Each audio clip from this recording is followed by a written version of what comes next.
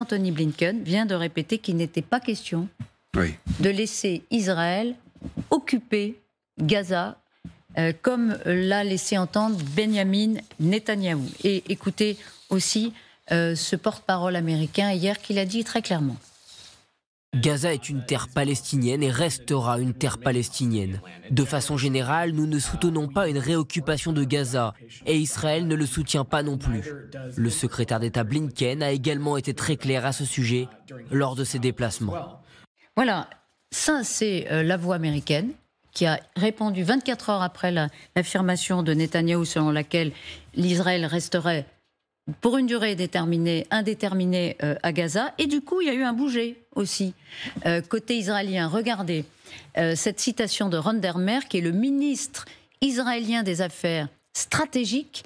On s'est retiré totalement de Gaza depuis 17 ans et on a récupéré un État terroriste. On ne peut pas répéter ceci, c'est évident. Une fois que le Hamas ne sera plus au pouvoir et après le démantèlement de son infrastructure, Israël devra avoir une responsabilité générale de sécurité pour une période indéfinie. Mais on ne va pas réoccuper Gaza. On ne va pas répéter ceci. C'est comme ça que vous l'entendez, amiral ?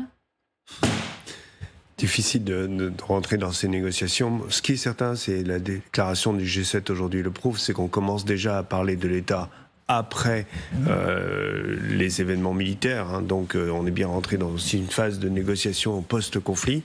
Ça, c'est important. Ce qui est important, c'est ce qu'on vient de dire. C'est réaffirmer qu'on n'utilisera pas...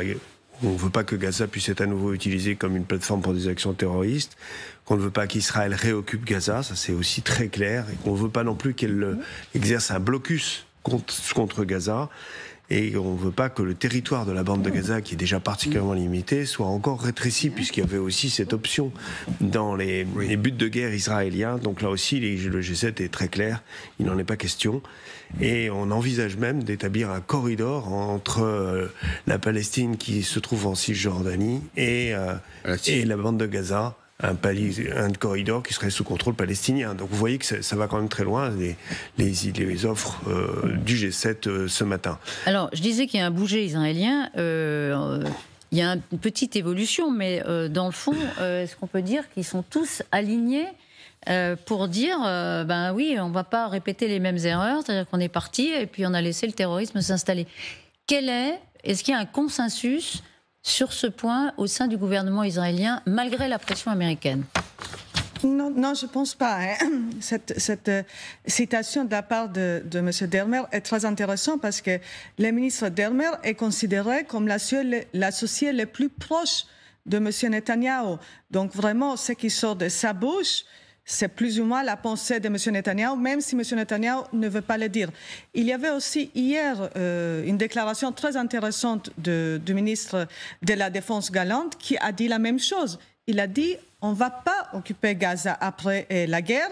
Il nous faudra juste avoir cette possibilité d'entrer et sortir pour des raisons de sécurité. Donc, moi, je pense que la plupart de ce cabinet de guerre est contre. Et plus important comme ça, c'est la société israélienne qui ne peut pas envisager un retour dans la bande de Gaza. Et ce n'est pas par hasard que M. Galante a utilisé ce terme un état de terreur. Israël ne veut plus y être là-bas. Oui. Il ne faut pas oublier le sort de la Cisjordanie qui, pendant ce temps... Oui, on en parlait. Oui, mais la focalisation sur Gaza et le fait que les États-Unis ne prononcent pas le terme de Cisjordanie laisse quand même un certain nombre de choses s'accomplir actuellement en Cisjordanie qui ne vont pas dans le sens de la paix non plus. Donc il ne faut pas que Gaza occulte l'ensemble du problème. En Cisjordanie, les colons sont en train de procéder à une colonisation encore plus... On en a parlé et on a rappelé, rapide. Ils sont armés, comme d'ailleurs aussi l'autorité, les Palestiniens sont armés de la même façon par le Hamas, mais c'est un chaudron. Effectivement, vous avez raison, on l'a évoqué à plusieurs reprises. Juste pour terminer sur ce point, Claude Blanche-Maison, la réoccupation de Gaza, est-ce que ça va être un énorme caillou dans la chaussure américaine? Est-ce que les Israéliens ne vont pas céder ou ils vont entendre leur population qui n'est pas pour? Bon, il ne faut pas céder, mais évidemment c'est compliqué d'imaginer le futur de Gaza, puisque le Hamas sera détruit ou en tout cas disqualifié, donc ne pourra plus participer à l'administration de ce territoire. Qui administrera ce territoire? C'est un problème quand même important.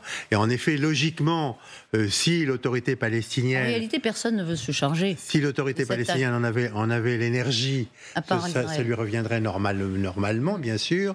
On sait par ailleurs que toutes les agences de l'ONU tenaient à bout de bras un certain nombre d'institutions sanitaires ou éducatives dans la bande de Gaza, mais qu'elles sont totalement impuissantes aujourd'hui.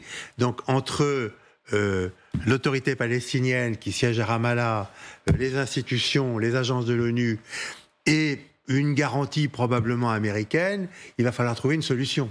Une coalition de pays arabes, c'est aussi parfois ce qui est mis en avant. Pour finir, on pourrait évoquer la Chine. Dans une force internationale, après tout, elle est à Djibouti. Elle a été le sponsor d'un accord entre l'Iran et l'Arabie Saoudite.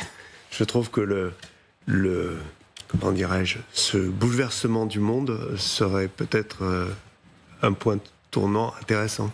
Quand on dit que le monde n'est plus du tout le même que celui d'avant, vous en apportez encore la preuve par cette hypothèse. Il faut savoir que la Chine était extrêmement présente à l'ONU, dans toutes ses agences en particulier, à commencer par l'UNESCO, mais on l'a bien vu aussi dans l'OMS.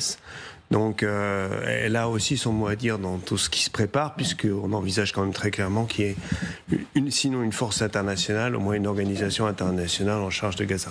On n'en est pas là. Merci infiniment. Mais bon, évidemment, c'est un sujet majeur.